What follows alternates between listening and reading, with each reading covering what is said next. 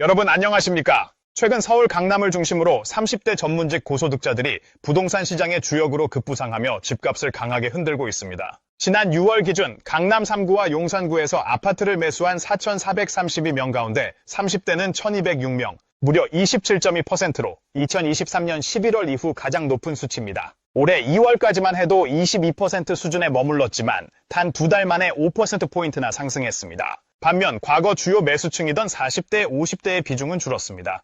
이들 30대는 주로 의사, 변호사, 개인 사업자 등 탄탄한 소득 기반을 가진 전문직으로 10억 원에서 많게는 30억 원까지 대출을 받아 강남 아파트를 매수하고 있습니다. 1989년생 A씨와 1991년생 B씨 부부는 3월 말 강남구 압구정 신현대 아파트를 공동 명의로 60억 원에 매입했고 이 중 15억 원은 대출이었습니다. 이와 같은 고가 주택 매수에는 상당한 소득 요건이 필요합니다. 현재 금융권은 DSR, 즉 총부채원리금 상환 비율을 개인별로 40%로 적용하고 있습니다.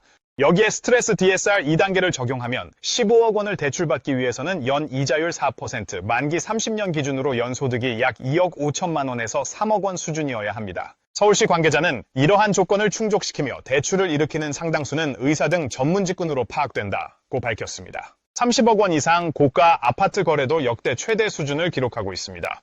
올해 들어 서울에서만 2,000건을 넘었으며 그중 80% 이상이 강남 3구에 몰렸습니다. 서울 아파트 상위 20% 평균 매매가는 사상 최초로 30억 원을 돌파했고 하위 20% 평균 가격은 4억 9천만 원, 양극화는 무려 14배 이상 벌어진 상황입니다. 한국부동산원이 발표한 6월 넷째 주 기준 서울 아파트 매매 가격은 0.43% 상승했습니다. 이는 2018년 9월 이후 약 7년 만에 최대 주간 상승률이며 벌써 21주 연속 상승세를 이어가고 있습니다. 특히 강남 3구와 용산, 성동, 마포 등 인기 지역을 중심으로 상승세가 뚜렷합니다. 금리 인하 기대감과 공급 부족 우려가 맞물리며 상승 압력을 키우고 있는 것입니다. 정부는 고가 아파트 매수에 따른 대출 과열을 경계하고 있습니다. 2020년 조정 대상 지역에 적용된 LTV 차등 적용, 그리고 2019년 투기과열지구 내 15억 원 초과 아파트 대출 금지 조치 등이 다시 거론되고 있으며 상대적으로 규제가 느슨했던 최근 흐름에 대한 점검이 이루어질 것으로 보입니다. 30대 전문직 고소득층의 강남 아파트 매수는 현재 서울 부동산 시장의 흐름을 주도하고 있습니다. 그러나 이들의 자금력과 대출 규모가 시장 과열과 양극화를 부추긴다는 지적도 만만치 않습니다. 정부의 정책 조율이 어느 방향으로 흐를지